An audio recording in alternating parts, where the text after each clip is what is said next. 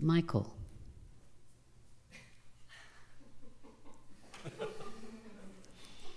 I'm getting the look. You gave us a huge variety or a huge permission to focus on our experience. I believe you said focus on the experience. And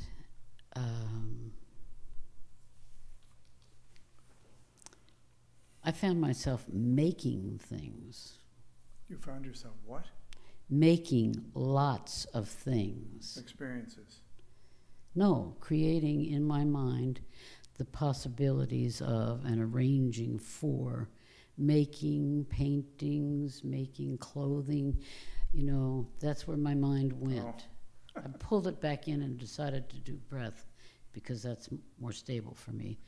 But I did find that I was doing this making thing, and I think maybe you gave us a little too much latitude, but maybe that's okay.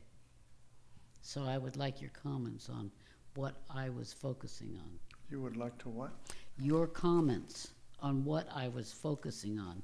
I don't know what other people did with their minds and what they were focusing on. Maybe there's... Well, I don't know what you focused on. I told you, I focused on making things, Oh, lots I of see. things. Now, is that... am I indulging myself in some way, or am I actually doing some practice?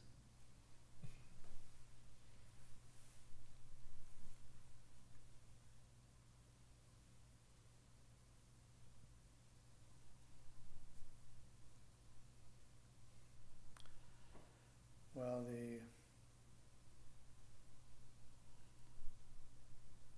the issue of whether or not it's practice is quite, it's a pretty large scope. So we don't actually need to decide whether or not it's practice, but rather to look at what would make it practice, or what you would do in any situation to make it into practice. Mm-hmm. And I think because we often ask that question, is this authentic, or am I just spinning my wheels, kind of, what am I doing here? It's helpful to get so mostly I like to talk about our experience, but I think it's also helpful to get a conceptual framework of what it is that you're doing and what is contained in that conceptual framework. So, for example, and then you might have something to say to this, but if you find yourself using what you just said, imagining that you're making things, making physical things, then a large component of that is conceptual. Oh, yeah. Almost of necessity, a large component of it is conceptual. But if our primary purpose is to put our awareness on our experience, then we can also say that even though it's conceptual, that itself is also an experience. So, for example, if you come to the place of, well, here I am, I'm wasting my time, I'm thinking about making things when I should be doing something else that's real practice, that's a conceptual foray into fantasy, confusion of some kind or another. But still, if you just put your awareness on the experience of the making of things, that's practice. But if you talk to yourself about it, like, should I make something blue or something green? Now you're like completely in a conceptual framework, even though blue and green can be, of course, experiences. But if you if you talk about moving the labels around, we're just moving the conceptual components around, which is why earlier today in the morning we talked about what we have talked about a lot in the last few weeks, and that is that the most valuable experiences from a Dharma perspective are the experiences that we hoped we'd never have. Getting run over by a car. Well, it doesn't have to be like you're tortured or in enormous pain or you're dying. It doesn't have to be like that. But rather it can be, and often it takes the form of some kind of a conflict with another person, for example, a conflict in our own minds about, it's like, here I am, I'm coming here to engage in, to learn how to do these meditation practices, and I just feel like it's not working. So that feeling is an experience. That feeling of it's not working is a valuable experience. Mostly, we throw that experience away rather than actually mine it for the value. We throw it away. And when it's gone, we feel relieved. Unfortunately, because the angst and the power of that experience is actually the gold. Because let's say, the things that drive us more than anything else, I think generally speaking, maybe 100%, but at least generally, are our interpersonal connections. Generally speaking, those are the things that make us happy and miserable. And when we're happy with it, we want to do whatever is necessary to make it more pleasant. Mm-hmm. And when we're unhappy, we want to do whatever is necessary to end the unhappiness. And we're not generally very functional in an ordinary human way. We kind of bumble around in that context. But from a meditation perspective, we're going to put our awareness onto something. And so these days we're talking about, let's put our awareness on an experience. But just any old experience is actually not going to be that good. No. It's just like, the example I like to say was when somebody said, we'll put our awareness on a nickel. You put a little coin on the table and you put your awareness there and you let it settle, and that's fine. But what do you get from that? You get bored. It doesn't usually transfer into your other interpersonal relationships, so therefore you feel disappointed. And instead of trying to deal with the disappointment or the grief or whatever the emotion is, we often look to other places. Well, I'll call so-and-so, they'll make me feel good. And there's nothing wrong with calling so-and-so, and there's nothing wrong with feeling good. But the gold of the really difficult situation, we have not grasped. Well, here we are in this room, and we've taken time to look at our experience, but you mentioned like a difficult experience, a relationship that's very contentious or something. And it's almost impossible to just look at it. One wants to touch it and make decisions about it and have feelings about it that change, and then as you look at it, more and more things come up around it that are variations on the theme. So is that focusing on the experience, or are we on some kind of a ramble? Yes. The ramble, or Probably. yes on experience? I think, you're the only person who can actually come to this and know what it actually is. So we're on this evening, we're supposed to be, the schedule says, we're practicing shamatha, Mm-hmm. calm abiding. And calm abiding is the meditation which helps us to train the mind to relax, undistracted. But we make a mistake with that.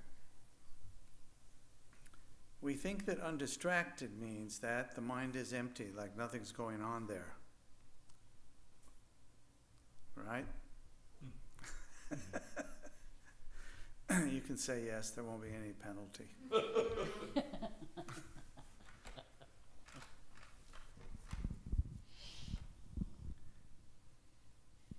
The mind is never empty of experience, ever.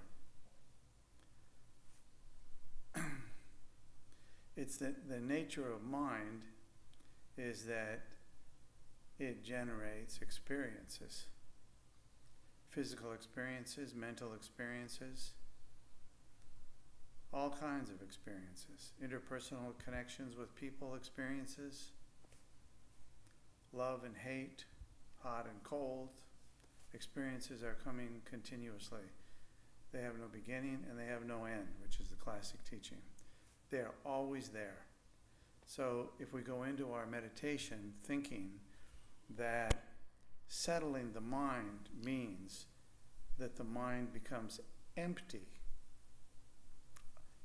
of experience. So empty here is a trick word in a way because it's used for a lot of things.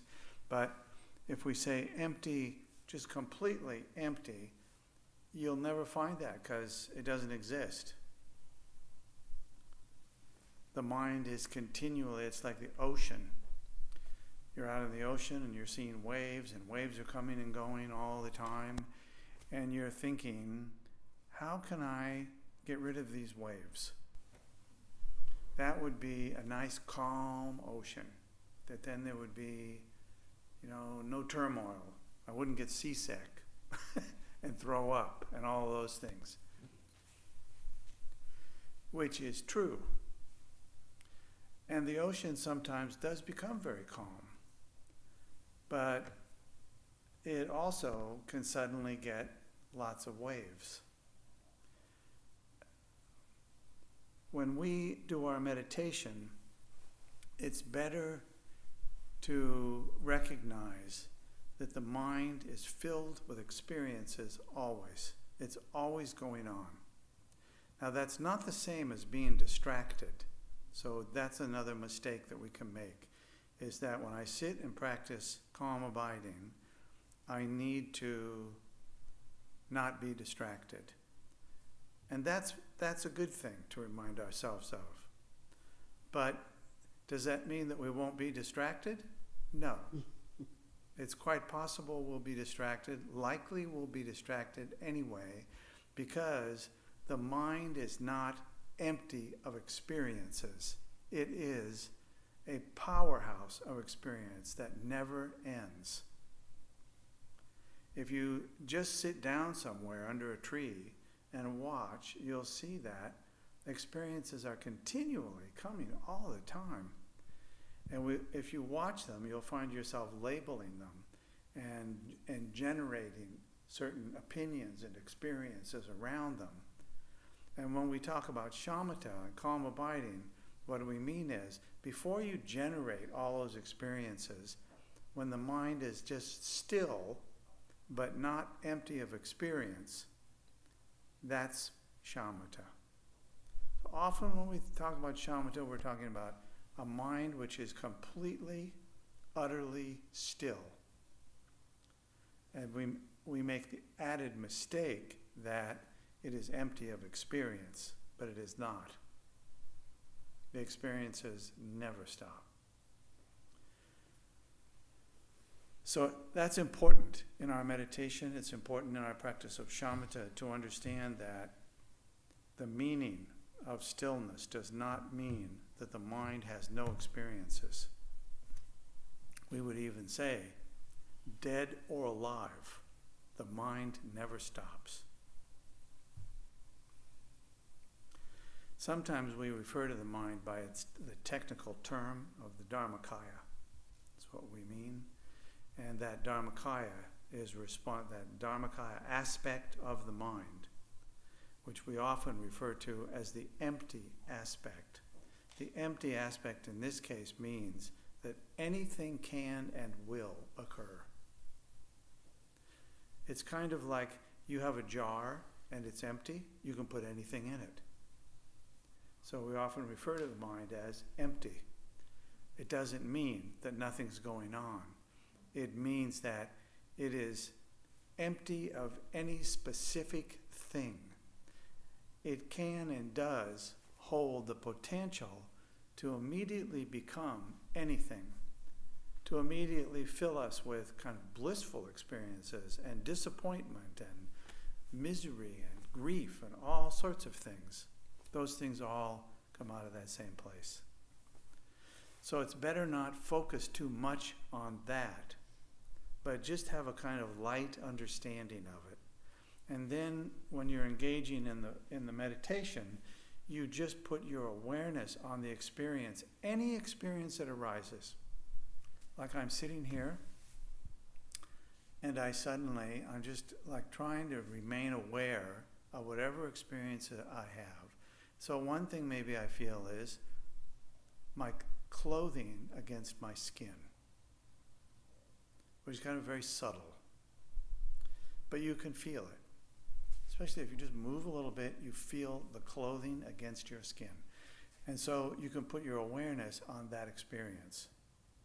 Without a desire for it to be different, it's just an awareness of the experience, that's all.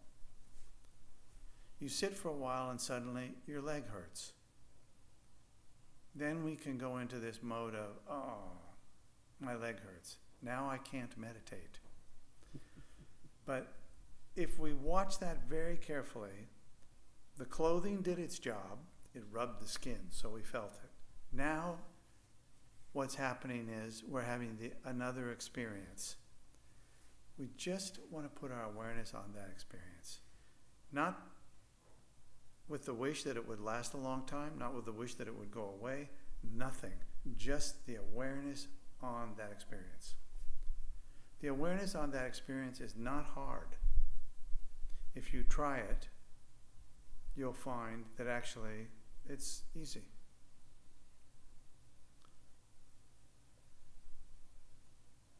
Mostly, we are not aware of our experiences. So that's also kind of an interesting thing. It's good to be curious with these things, because what arises in the mind is, generally speaking, if you note it, it's a curiosity. Because so many things arise there, seemingly with no cause and condition. It's just suddenly there. You're having an experience. So it's totally good in the meditation context to take a moment, just a moment of curiosity. Like you just notice, suddenly the mind is filled with things happening. Waves arising and falling like the ocean. You can just place your awareness on that experience, rest with that, and pretty soon, whatever the experience is, it'll disappear. And if you wait just a little bit longer, like seconds usually, there's another experience. Maybe it's very subtle. You can barely feel it. Then you can notice. What you want to do is label it. So we get into that. We label the experience. This experience is grief, carried over from this event 10 years ago. This experience is from yesterday's experience of this. This experience is because yesterday was too hot, and so now I'm feeling just normal and warm and nice, but now I have a little fear that it will be too hot. So then this is like a fishing expedition in a certain way. So now you see the fear, best if you don't call it fear, you just see the experience, immediately put your awareness on that, like you've just caught a fish. Out of the soup of your awareness arises an experience of fear. The day is going to be hot, for example. So you just put your awareness on the fear, which is actually a very pure emotion. It's one of our most common emotions, right? Attachment and aversion. Aversion and fear being really the same.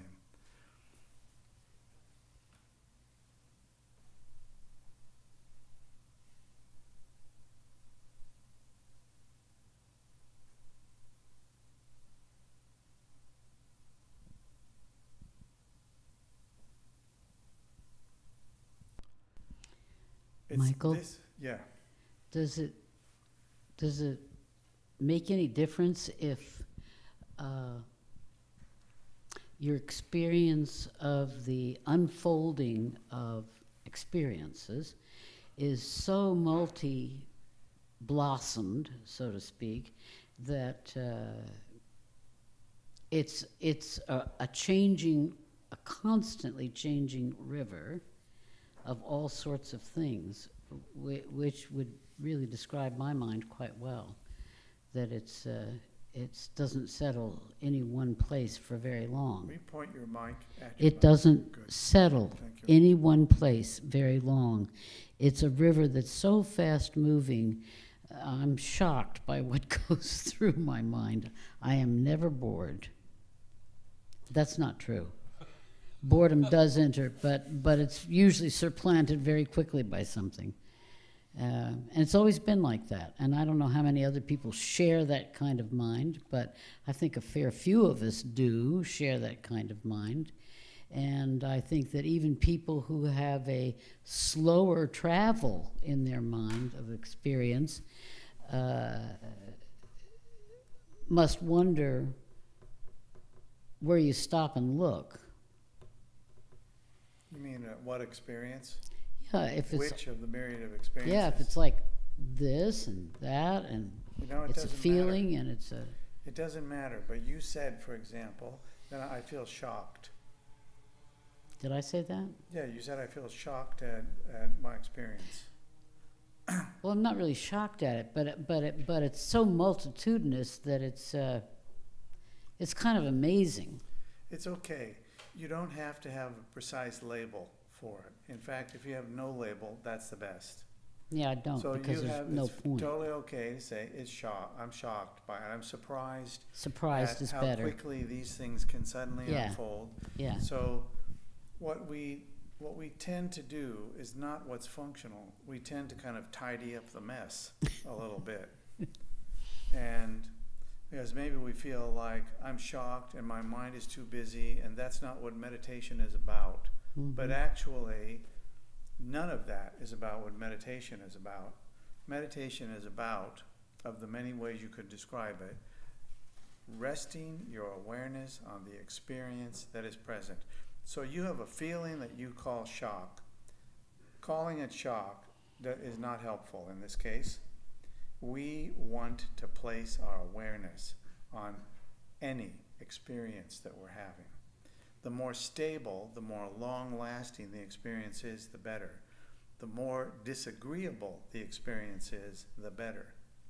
And the reason for that is that disagreeable experiences have a lot of energy. We'd like to be rid of them. When you feel a little breeze from the fan go by, you don't have this sense of, I need to be rid of that. Nor do you feel the sense of, wow, that's just fantastic, I hope it never goes away. No, it has no power. It has no power. But when you feel like I'm shocked that my meditation is so poor that I didn't even notice that I'd gone into this state, that is the gold. You place your awareness on the feeling, whatever it might be, a kind of disappointment, a kind of self-aggrandizement if it's pretty good, a wish that it would level out sooner and not be so troublesome. I mean, all of these things, you don't want to say them. You just want to look at the experience. And that's very hard to do. It's very hard to do. But just about every meditation system in this tradition begins with placing your awareness on the experience that you're having.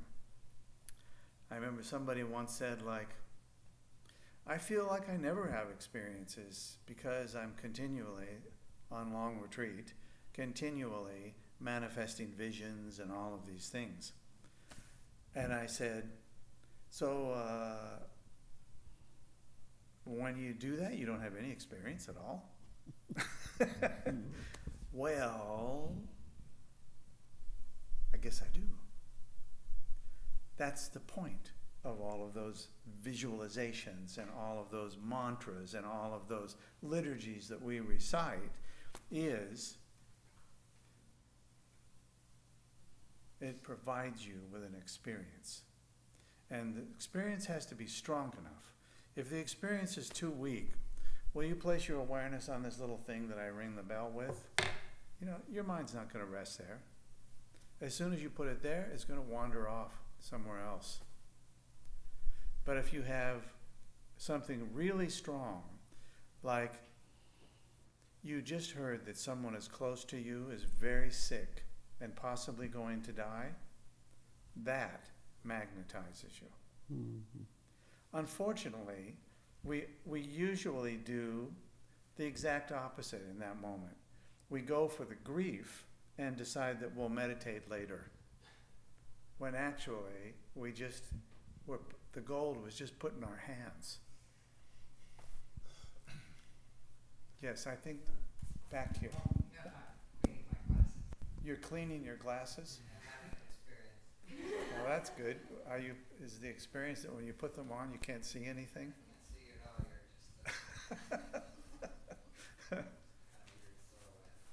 Did you have something, though, that you wanted to raise? Or did you just raise your glasses up in the air? I do appreciate what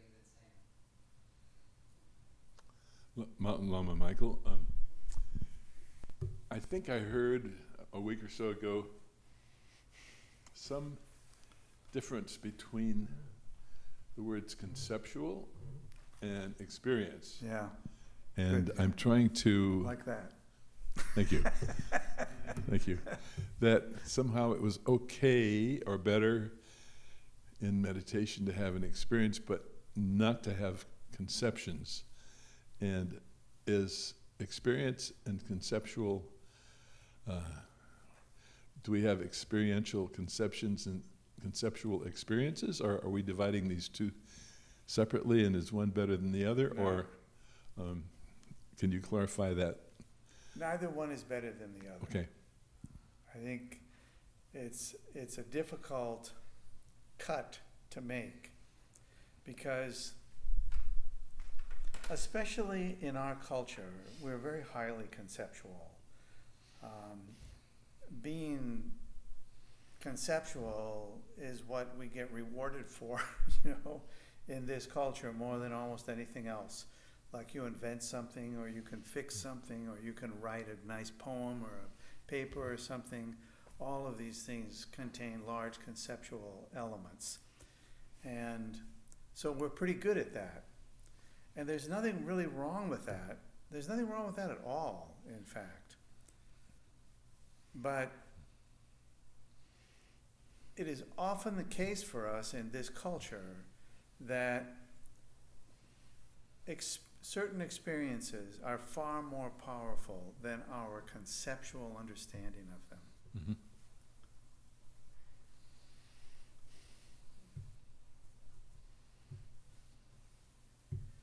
So the conceptual understanding itself, when we're looking at it, maybe in pondering the conceptual understanding, that's an active experience.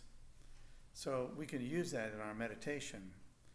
But just referencing a few minutes ago how we have so many complex practices in this tradition, that it takes a lot of conceptual work to do many of those practices.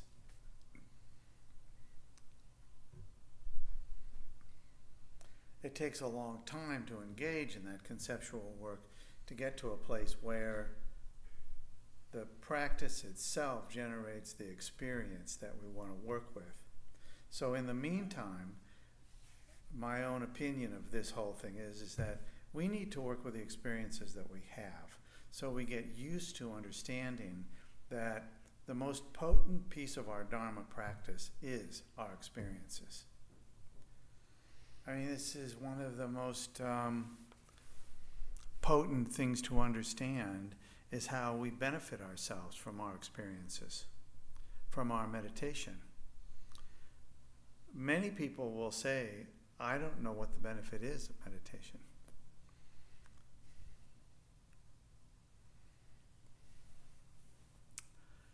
And on inquiry, it's fairly clear most often that it's because their conceptual understanding has replaced their experience.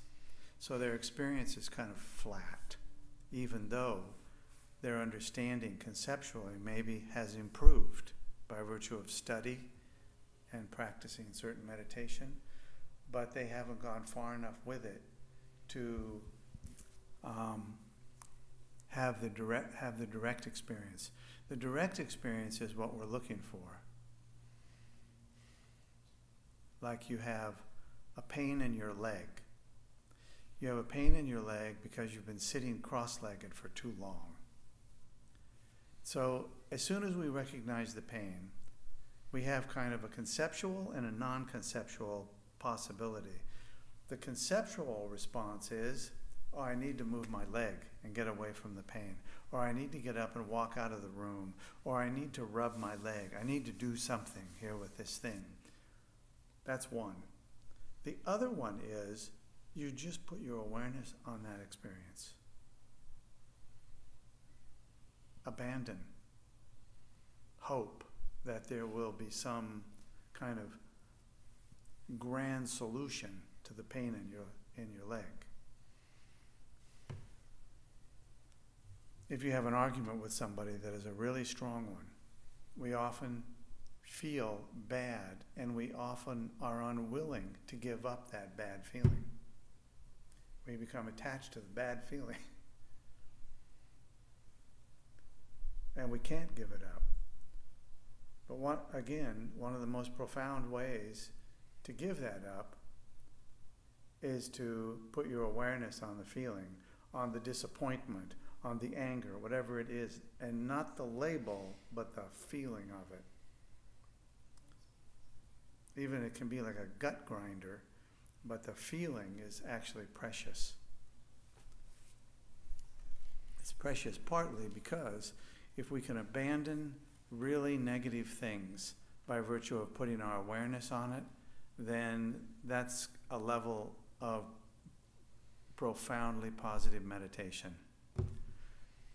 And most of us, I think, could be capable of doing that on a regular basis if we just practiced it more often, or even reminded each other of how important it is to not try and get rid of strong experiences, but try to integrate them into your practice by simply putting your awareness on that experience. It doesn't require anything else. In fact, anything else dilutes it. Michael, are we supposed to move past that point? What point? I'm not finished. Point? Oh, I'm sorry. I have a further question. Oh, okay. Sorry. And somebody else has a question. Okay. Yeah. If you have a, let's say, maybe a spiritual experience, or a, let's say, experience of interconnection, it's not a conceptual experience, it's an actual Yes. Of feeling of being connected to everyone. Of course. Then that's experiential. And if that's really true, then maybe it's a kind of a non-dual experience. How would it be non-dual? Well, because we're all together. It What's becomes together? one. What's together? The interconnection of all beings. Oh, yeah, but that's you mean like the truth of vast interconnectedness, right? Yeah. But that's conceptual. What about if you feel it rather than think it? Then it's not conceptual. Okay, thank you. That's it. You know, these two things are there, Okay. but we often will engage in the meditation and have a good meditation, and then we'll describe it to ourselves, what we did, which is better not to do. Yeah. Better not to do, because the conceptual relative to the experience is just, it's a wimp. It's powerless in comparison. Thank you. I mean, it's so easy. You can experiment with it and see. You've heard about death, so you know, you feel confident that you will die. On the other hand, you have no sense that you're going to die soon. And then you get clear evidence that you are going to die soon. What's the difference between the conceptual understanding that death is certain and the experience that you're about to have, that you're probably going to die? Two totally different situations. That's how we make the mistake in our meditation practice. We have delivered to us, you might say, these profound experiences, or weak experiences, but the profound ones really magnetize us.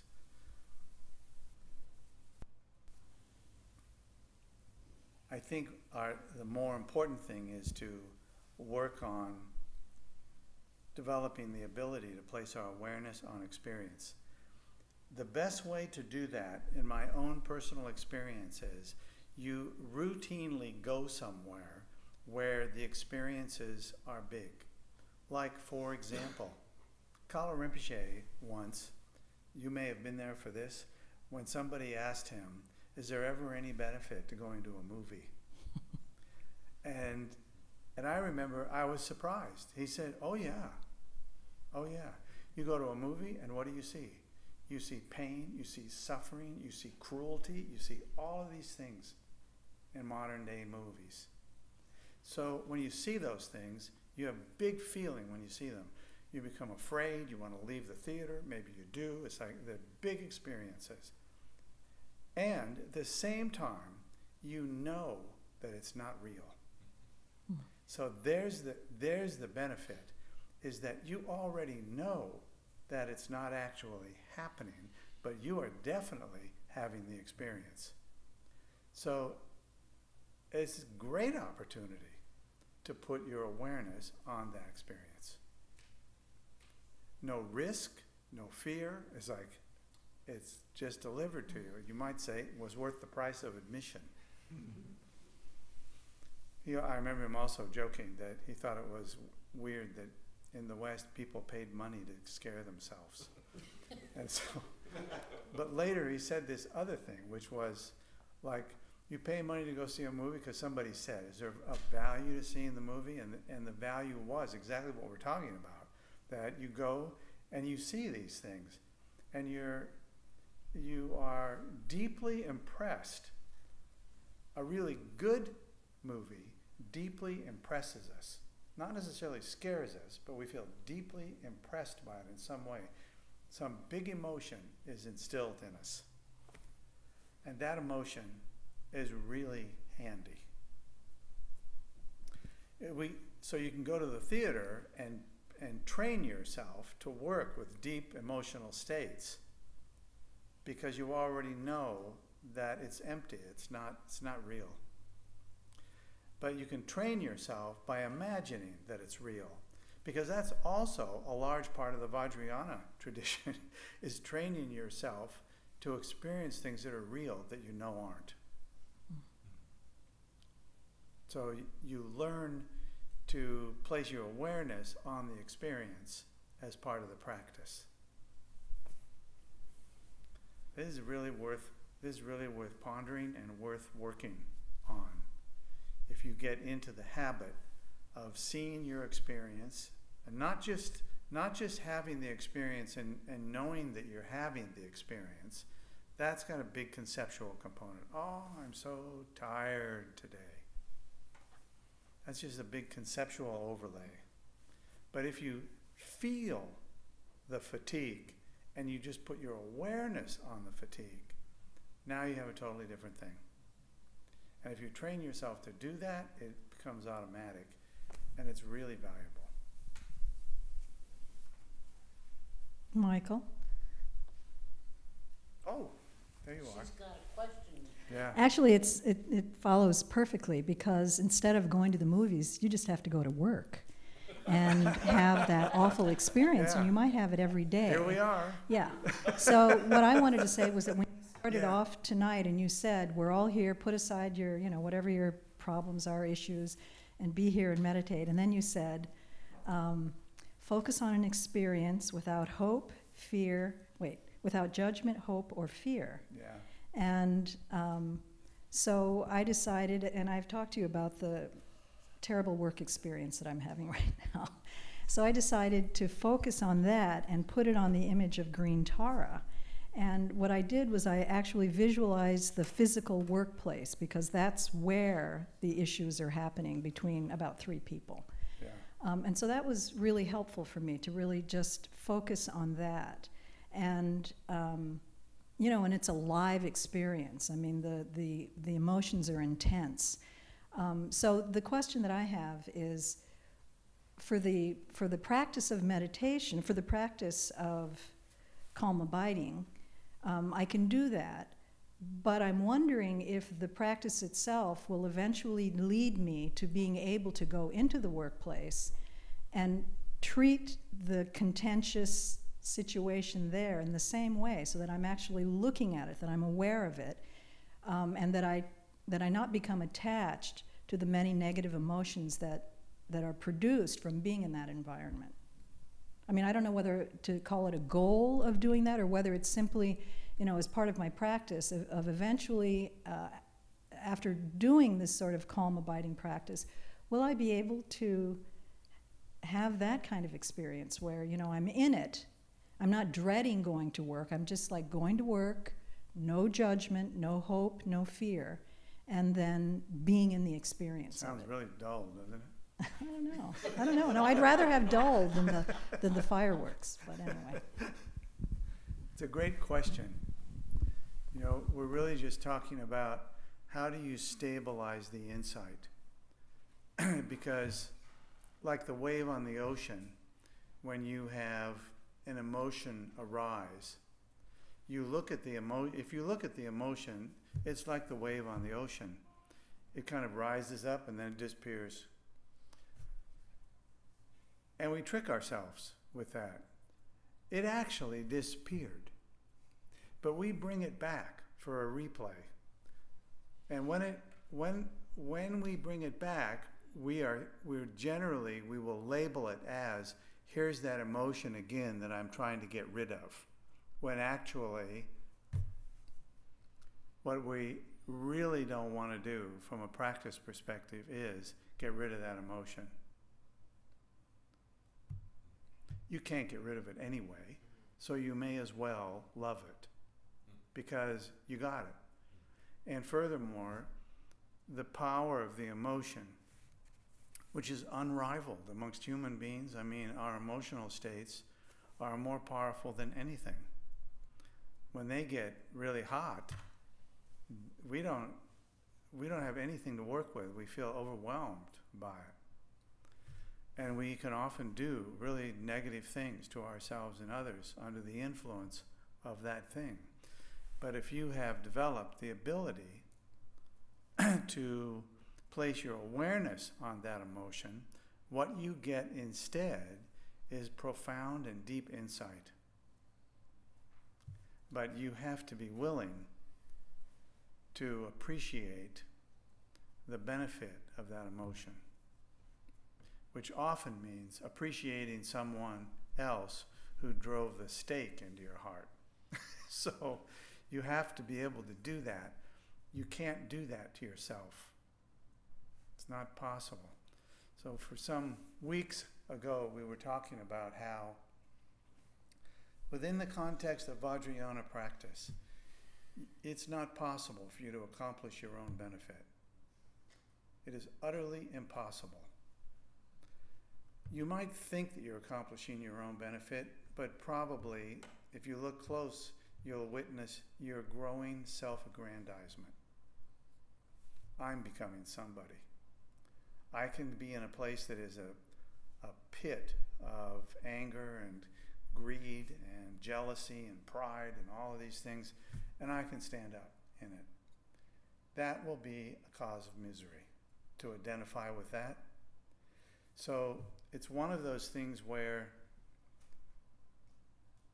if we can see that we cannot accomplish our own benefit, then we look, at least experientially and with some curiosity, at what is generally considered to be the cause of your own benefit.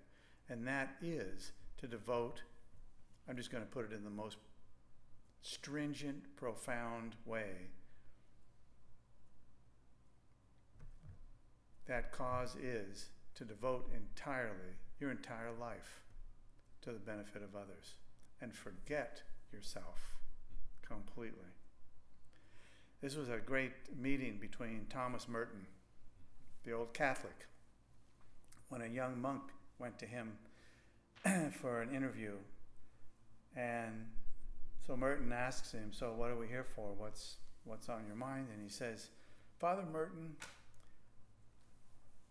I want to know, what is the best thing to do with my life? And Merton in the book laughs and he says, I thought you were coming with something serious. So he just kind of puts that joke out there, and then he says, actually, this is easy. This is a totally easy question to answer. You should spend your entire life becoming a saint. So he doesn't say that if you fail to become a saint, you have failed. He just says that's how you should spend your life, is doing that, however far you go with it. And there's a certain way in which that translates into our own tradition, because we have this thing which we have as part of every practice that we do, bodhicitta, which is the aspiration that everything that we think and do and say will become a benefit for others until the entire world is filled with it. So I think Merton's advice and bodhicitta look to me like they're just two sides of the same coin.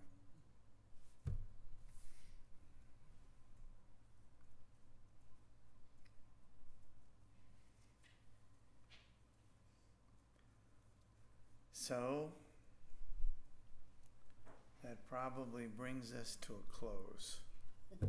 But somebody had a question. Louisa. I have a quick question. In the context of this type of meditation, how do you define distraction?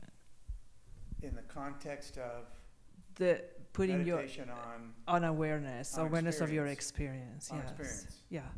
Awareness on experience. Yes. How do you define the distraction? You know, meditation, you always have an object where you place your awareness. Yes.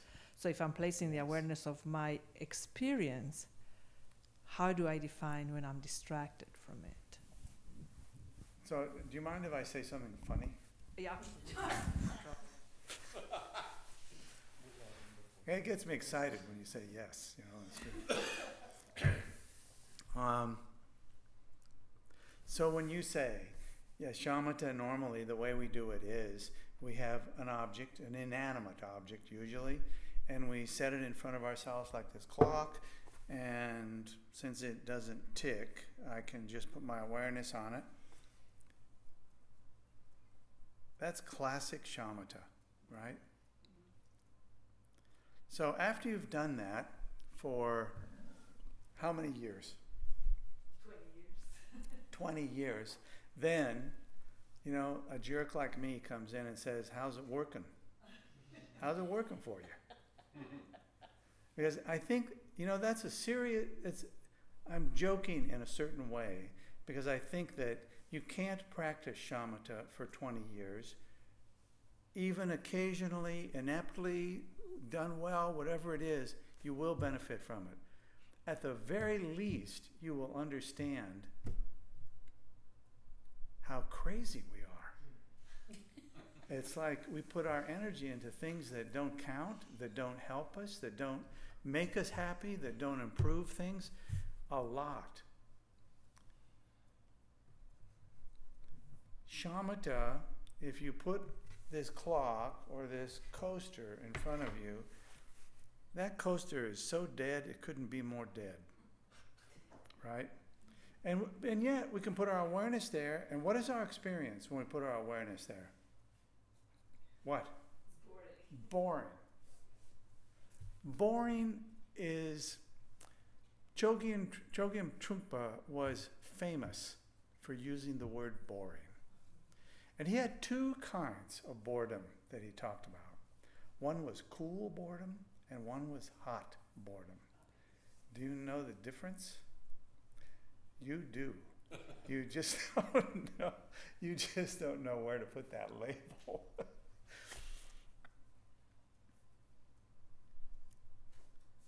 I want to put that aside. You can investigate that in his. In fact, you can even find his teaching on that on the web, because virtually everything he ever said is on the web, which is very nice if you ever appreciated some of his stuff. This clock is totally not exciting. It's a nice clock. I'm glad it doesn't tick during the meditation. It keeps good time, so it's a nice clock to have here. But it is not particularly useful as an object of meditation, because I don't care if it breaks. I don't care actually if it ticks. I don't care if it keeps time right or not. There's another clock. It's like I have so many ways to do what this clock does. I don't need this clock. If I really needed this clock, like if it was a chunk of gold that weighed 2 pounds, I'd be very interested in it. But that isn't what it is.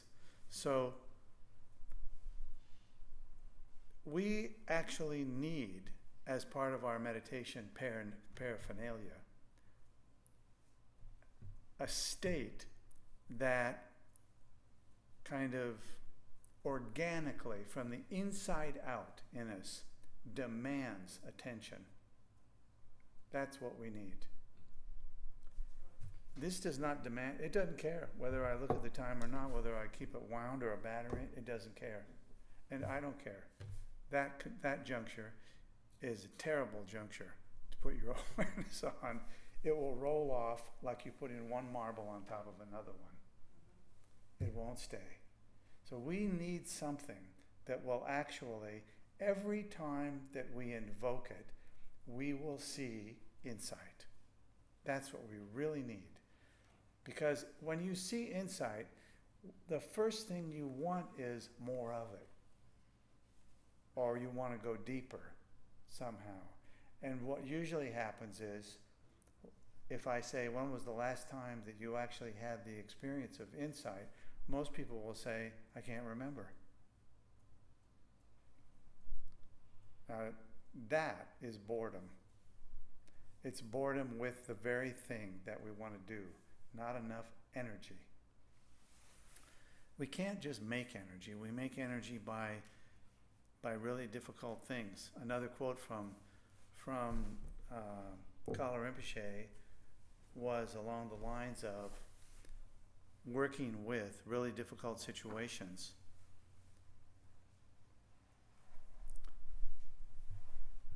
Which of course we all would like to do.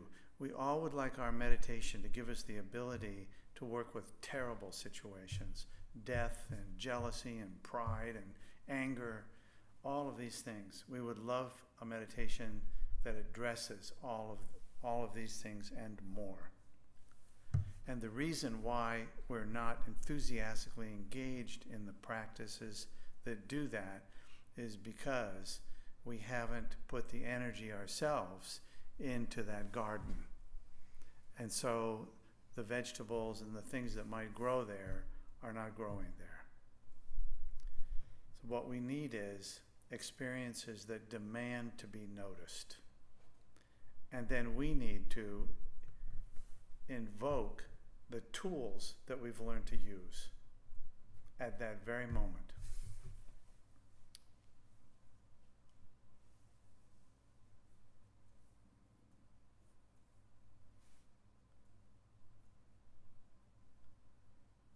Anger is a great one. Anger is a great one.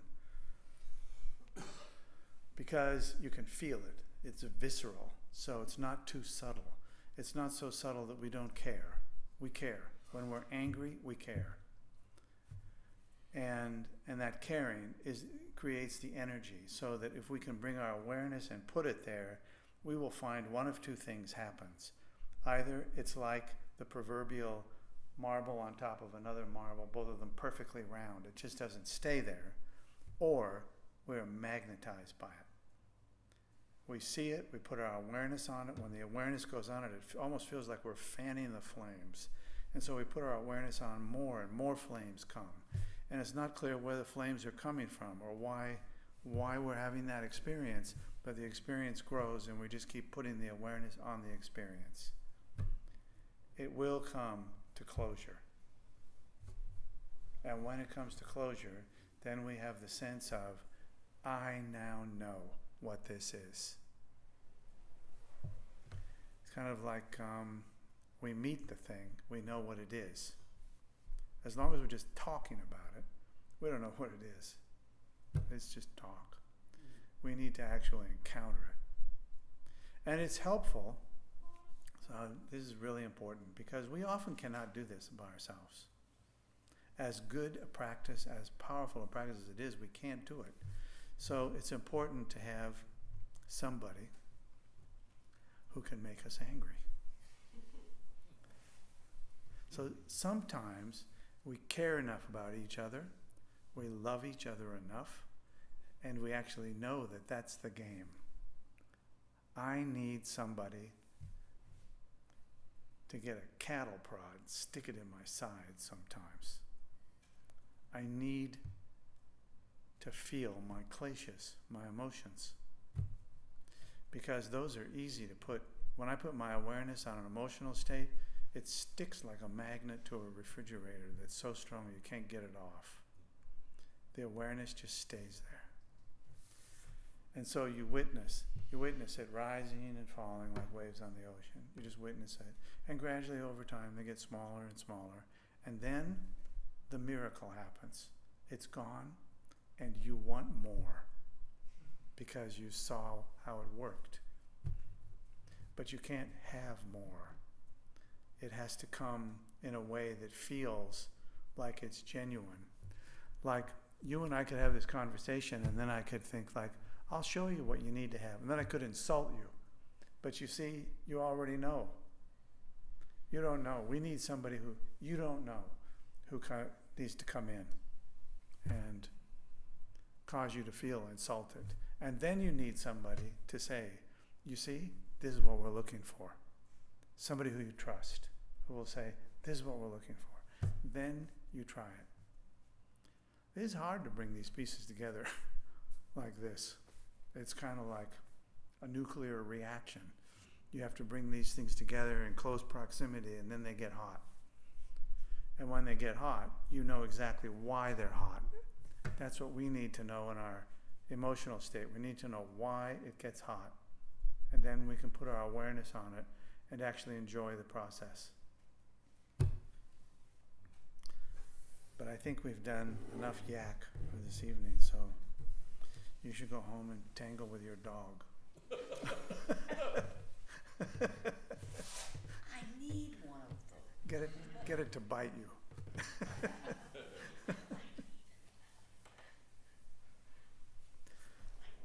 Okay, are we done?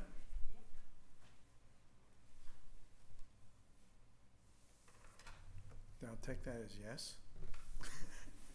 So let's generate and dedicate the merit of our evening.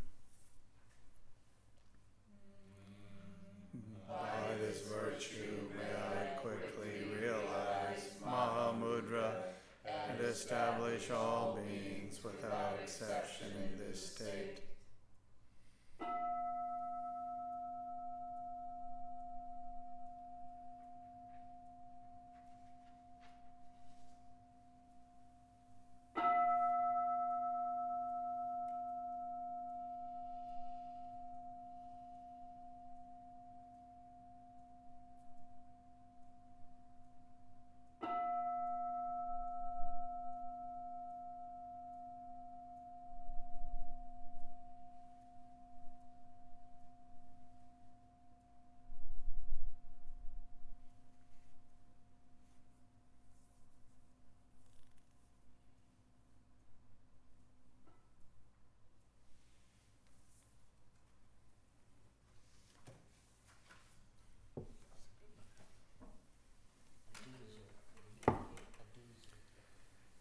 Thank you for a delightful evening. Thank you, Michael. I hope that's helpful. Are you making us look at the clock now?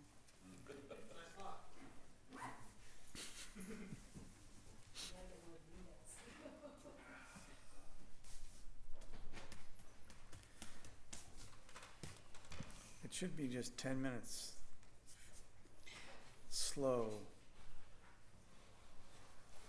because that would give you kind of automatic irritation when you arrive at work every day.